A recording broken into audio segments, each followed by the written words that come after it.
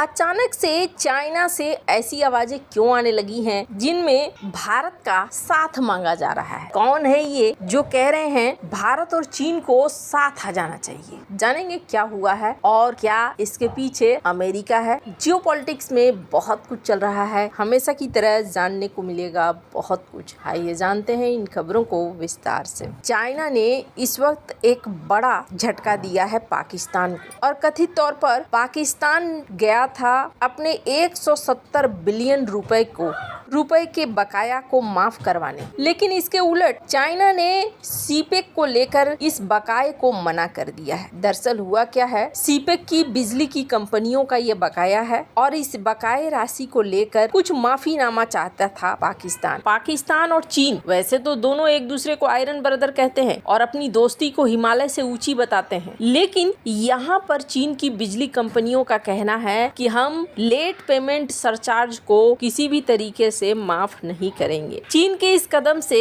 पाकिस्तान के शहबाज शरीफ सरकार को एक झटका तो जरूर लगा है। ये पूरा विवाद उस समय शुरू हुआ जब पाकिस्तान की सरकार 423 अरब रुपए के बकाये को चुकाने में फेल हो गई और ये बकाया चाइना पाकिस्तान इकोनॉमिक कॉरिडोर के तहत बनाए गए 18 पावर प्लांट का है। ये पूरा बकाया साल 2025-2026 का है। चीन और पाकिस्तान के बीच इस पैसे को चुकाने को लेकर कई बार बातचीत हुई, लेकिन फेल हो गया। यही नहीं, इसे साल 2015 में सीपेक का एनर्जी समझौते का उल्लंघन भी माना गया। अब चीन की ओर से कोई भी बात सुनी नहीं जा रही है पाकिस्तान की इस मामले में। अब इसके पीछे भी कारण है। स्क्रीन पर एक आर्टिकल देखिए। एआई चाइना की मुसीबत को कम नहीं कर सकता है और चाइना जिस तरीके से ढह रहा है, ये फाइनेंशियल टाइम्स का आर्टिकल है जिसमें ये बातें कही जा रही है, उसके लिए एआई का बूम होना बहुत ज्यादा मददगार नहीं होने वाला है। जिस तरीके से एआई के मामले में चाइना और अमेरिका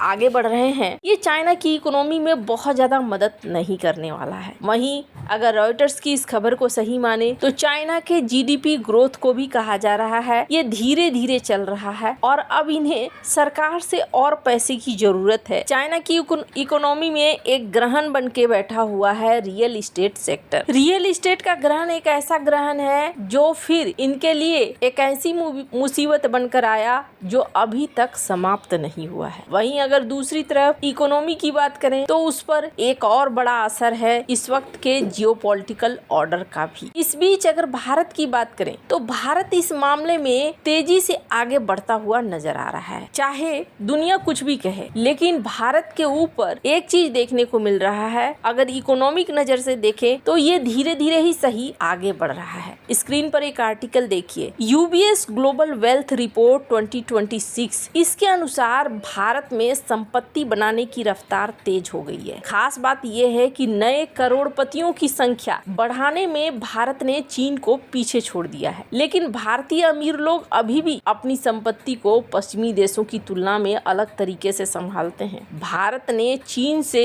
ज्यादा नए करोड़पति बनाए हैं। साल 2025 के दौरान भारत में नए यूएस डॉलर मिलियनियर्स की संख्या चीन से अधिक बढ़ी है। ये भारत की तेज आर्थिक वृद्धि, शेयर बाजार, स्टार्टअप और व्यापार का परिणाम भी है। हालांकि कुल करोड़पतियों की संख्या में चीन अभी भी भारत से काफी आगे है, लेकिन भारतीय अभी भी पारंपरिक निवेश को अधिक महत्व देते हैं, जैसे सोना, रियल एस्टेट, पारिवारिक व्यवसाय, नकदी और सुरक्षित निवेश। पर ये रिपोर्ट ये बताती है कि भारत में एक वर्ग तेजी से संपत्ति को बढ़ा भी रहा है और भारत में व्यापार और स्टार्टअप इकोसिस्टम मजबूत हो रहा है। स्टॉक मार्केट पर लोगों का भरोसा बढ़ रहा है और दुनिया की वेल्थ मैनेजमेंट कंपनियां भारत को बड़ा बाजार मान रही हैं। ये एक जियोपॉलिटिकल संदेश भी है। भारत दुनिया के सबसे तेजी से संपत्ति बनाने वाले देशों में शामिल हो रहा है। वर्ल्ड बैंक, निवेश फंड, वेल्थ मैनेजमेंट कंपनियां भारत पर अधिक ध्यान दे रही हैं और चीन की धीमी आर्थिक वृद्धि के कारण भारत एक ऐसी जगह भी बन रहा है जहां पर निवेश बढ़ रहे हैं। अब इसी बीच चाइना की तरफ से कुछ अलग सुर सुनने को मिले और ये पहली बार सुनने को मिल रहा है। स्क्रीन पर इस वीडियो को देखिए। We have so many countries in the region of a great economy of for example, China and India. You have 2.8 billion people. China is the second largest economy, and Indian and soon to be the third largest economy. And this, if they actually find a way to collaborate, that's going to mean enormous for the continent, for Asia, and for the region. So I think the fact that China and India get together and they are all upholding trade and also relaxing on the tariff on those things. So this is really a great the progress. I'm sure China has agreed to relax the rare earths, for India, because China and India both leaders have stated we're not rivalries. We are, we're partners, we're collaborators, so we're not rivalries. So this rivalry, is really contaminates the world. We should not really, put every country as a rival. We should really seek a peace and seek a compromise, seek a cooperation. So I think this China-India thing, even though we have border issues, but both leaders said, we have much larger picture, much larger interest than the borders. So let's neglect those minor issues. Let's focus on the major issue.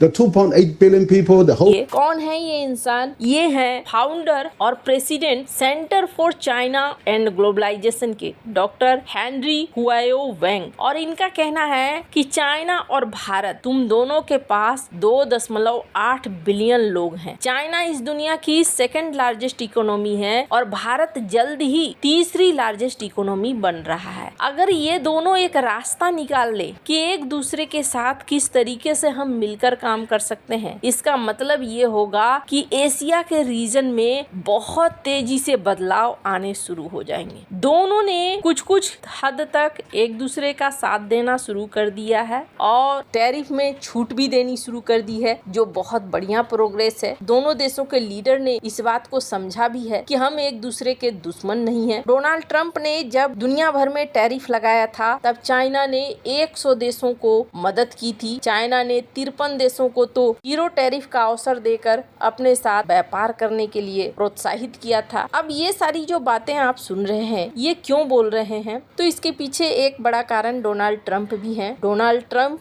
और उनके प्रशासन की तरफ से Lindsey Graham अब तो मर चुके हैं, लेकिन एक प्रस्ताव जो आने वाला है और वो है 500% टैरिफ का भारत और चाइना के ऊपर। रूस के साथ व्यापार को लेकर भारत और चाइना के ऊपर 500% टैरिफ लग सकते हैं और अगर ऐसा होता है तो फिर चाइना यही चाहेगा कि भारत के साथ मिलकर इसका निदान निकाला जाए। तो भारत को लेकर अब चाइना से अच्छी बातें आनी शुरू हो गई हैं। लेकिन हाँ, ये बहुत बड़ी सच्चाई है कि अगर चाइना और भारत मिलकर रहें, मिलकर काम करें, तो साउथ एशिया का बोलबाला हर जगह पे होगा। लेकिन सवाल ये है कि क्या चाइना सचमुच में ऐसा करेगा? फिलहाल तो थोड़े बहुत रिश्तों को सुधारता हुआ चाइना दिख भी रहा है। पाकिस्तान के साथ इनकी दूरियां कितनी बनती है, ये देखने वाली बात होगी। फिलहाल इन्होंने पाकिस्तान को हथियार देना तो जारी रखा है। आपको क्या लगता है? इन सब मामले में आपकी क्या राय है? कमेंट कर जरूर बताएं। जल्द मिलते हैं अगले वीडियो में नई खबर के साथ।